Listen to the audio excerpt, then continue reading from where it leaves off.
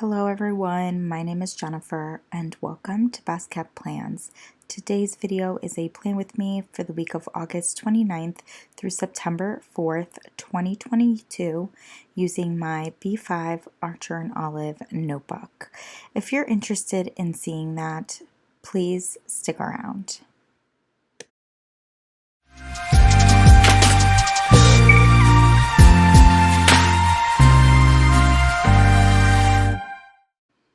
For this week's spread, I'm going to be using 3 different distress oxides as well as my black VersaFine ink.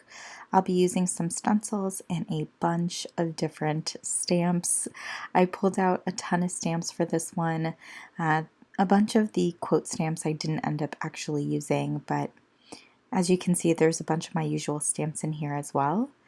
I do have the layout of the spread already down on my sheet. I'm going with a vertical layout for this week's spread. I have not done a vertical layout in quite a while, and I just wanted to give something a little different a try. I got these stencils off of Amazon. I will have a link to them down below. I saw April from Mom Run Craft using them, and she created such incredible spreads with them that I was compelled to get them as well. I'm starting off with the Broken China Distress Oxide color, and I'm using it on this particular stencil right here. I think it's such a cool pattern. I can't even describe it in a sense, but I just love the way that it looked. So I decided to put that down in the bottom left of the spread where I'm going to create kind of my usual, I don't know, like deco cluster. And then I also put it kind of in the middle of the page but towards the bottom on the right hand side, and as I get along in the spread you'll understand why putting it there makes some sense. Now I'm pulling in a different stencil. It's kind of got like a little bump pattern to it, and I'm using this bright green Distress Oxide. I think it's called Twisted Citron or something like that.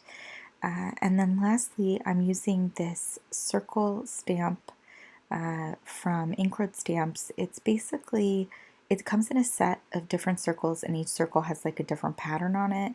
And this one's just like a bunch of lines over and over and over again to create kind of like a messy circle. So I put that down in the bright purple color. I think it's called Lilac. And now I'm moving up to the top of the page, and I am again using the Broken China with this really funky stencil. I'm not doing the entire area of the stencil for every day of the week. I'm just kind of trying to do a couple of the pieces.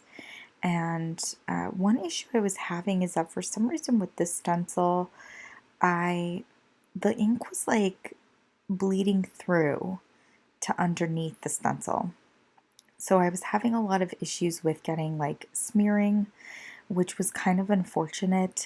You know, using stencils, using distress oxides and inks, it can be very messy, but it was just frustrating that usually I don't have that issue. Like I don't have a problem with the ink kind of seeping through a stencil, and I don't know if it's just because this stencil has a lot of little tiny pieces to it that was occurring. I did at one point try just kind of like stamping the ink on versus like using a small circular motion, but that didn't really seem to help.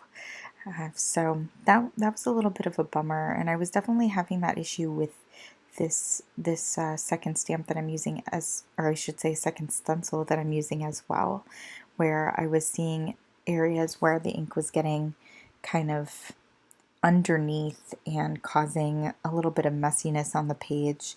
In the end, you know, ink being here or there in places where it's not supposed to be, it is what it is. I always have little issues, little errors, little mess ups, you know, I get ink on my skin, I get it on the page or something like that, but I've just never quite run into that issue with the stencils themselves, so a little bit of a bummer, but the patterns on these stencils are so gorgeous that I definitely foresee myself continuing to use them.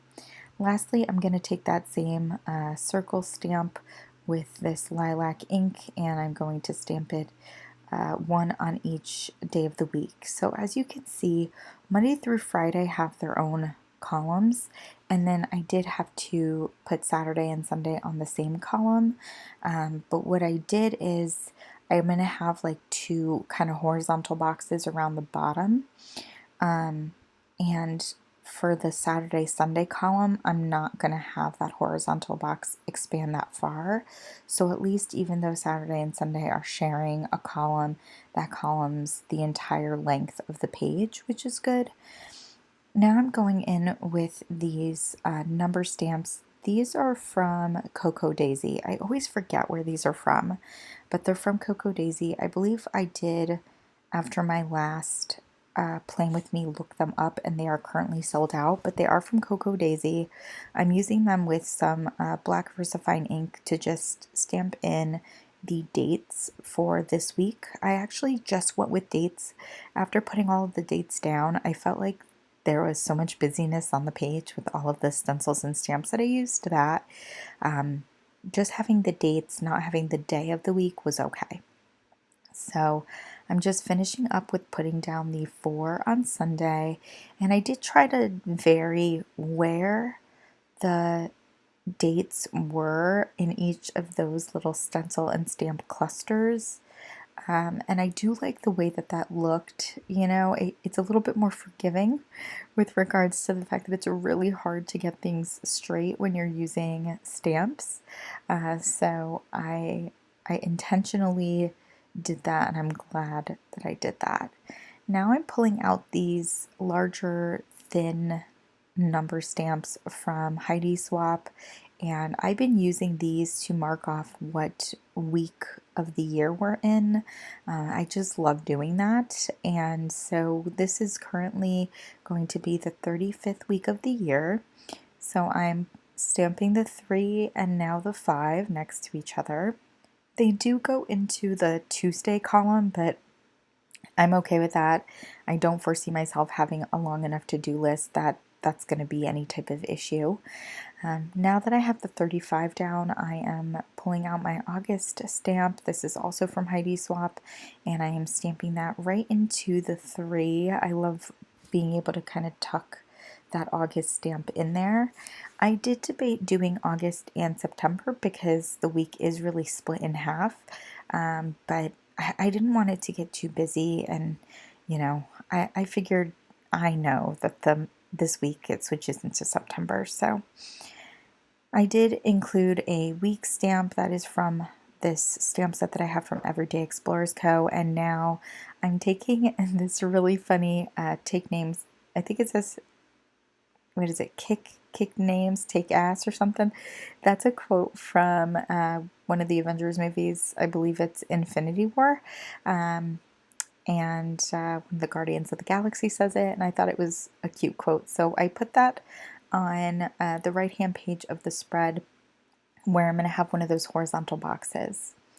Now I'm pulling out, this is actually supposed to be almost like a little like paint splatter, but it's works very much like a little bullet point, and so I'm basically using it Monday through Friday for my work schedule. I accidentally put one on Saturday, gave it a little thumbs down, but it's okay. I can put something on Saturday there, and stamped a couple of more just for different appointments and meetings that I have. And that's it. That's it for this week's spread. I hope you all... Oh wait, I'm wrong. It's not it for this week's spread. I'm ending this too early. I have to draw my lines in. So I'm using a ruler and my micron to draw in the lines between the different columns and to draw in those horizontal boxes that I'm going to have towards the bottom of the spread. As you can see, I'm adding in a horizontal line right here to separate Saturday and Sunday over on the right. And so as you can see, I'm not bringing these vertical lines all the way down to the bottom of the page because again I have those boxes that I'll be creating. So putting in all of my lines here, and then I do have to put a line basically down the spine of the notebook. That's just the way the spacing kind of worked out. I do go back and try to make that a little bit neater. And here I am creating those horizontal boxes I was talking about. As you can see, this one on the right hand page of the spread doesn't extend all the way to that Saturday Sunday column. And then now I'm putting in the lines for the one on the left hand page of the spread, which is a bit larger. That's where I have all of that deco. I don't know what I'll use those horizontal boxes for, but I'm sure I'll figure that out throughout the week. And after that, we are actually officially done. Yeah, I was going to say, I know I add one more line down Saturday, Sunday so that it matches the other side of the spread, but after that, we're finished. And I love the way this spread came out. I hope you did too. As always, everyone, please be safe. Bye-bye.